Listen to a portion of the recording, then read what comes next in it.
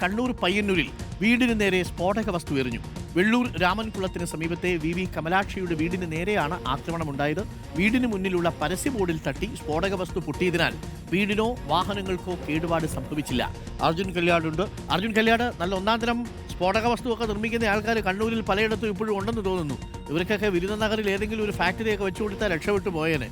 ഇപ്പോൾ പയ്യന്നൂരിൽ വീണ്ടും സ്ഫോടക വസ്തു എറിഞ്ഞ ഈ വീടും കുഞ്ഞികൃഷ്ണൻ ചേട്ടന്റെ വാർത്തയുമായി എന്തെങ്കിലും ബന്ധമുണ്ടോ? Arjun Kalyan, good morning.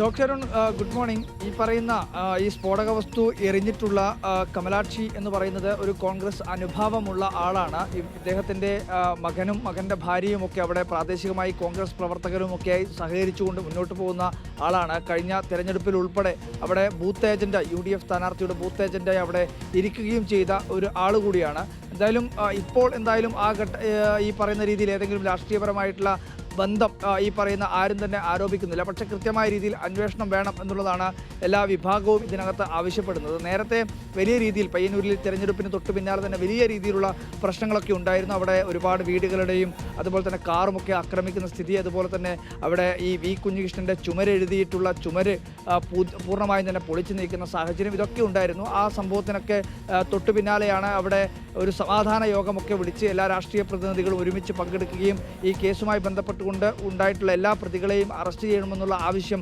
പൊതുവായി അംഗീകരിക്കുകയും ഒക്കെ ചെയ്തത്.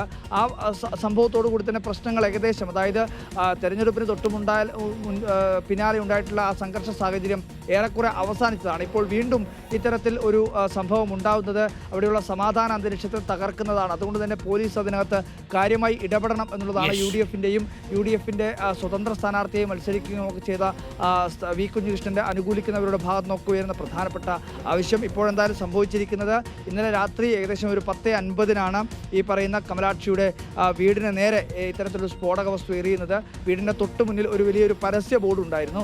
ആ പരസ്യ ബോർഡിൽ തട്ടി ഈ പറയുന്ന സ്ഫോടക വസ്തു വീട്ടിലേക്ക് എത്താതിരുന്നത് കൊണ്ടാണ് അവിടെ അപകടം ഒഴിവായത് എന്നുള്ളതാണ് അവിടെയുള്ള ആളുകളോടൊക്കെ സംസാരിക്കുമ്പോൾ മനസ്സിലാകുന്നത്. എന്തായാലും സംഘർഷ സാഹചര്യം ഒഴിവാക്കാൻ എല്ലാവരും ഒരുപോലെ പരിശ്രമിക്കേണ്ടതുണ്ട് എന്നുള്ള കാര്യമാണ് പൊതുവായി ഇപ്പോൾ ഉയർന്നു വരുന്ന. Thank you. അർജുൻ കല്യാടാണ് വിവരങ്ങൾ നൽകിയത്. കമലാക്ഷി ചേച്ചി ആ വീട്ടിലുണ്ടായിരുന്നു എന്തോ. എന്തായാലും വീട്ടിൻ്റെ മുറ്റത്തേക്കൊന്നും വീണില്ല. പരസ്യ ബോർഡിൽ തട്ടി പോയത് കൊണ്ട് നമ്മൾ സാധാരണ പറയില്ലേ, കണ്ണിൽ തട്ടി പുരികത്ത് തട്ടി പോയതുകൊണ്ട് കുഴപ്പമില്ല എന്ന് പറയുന്നത് പോലെയാണ്.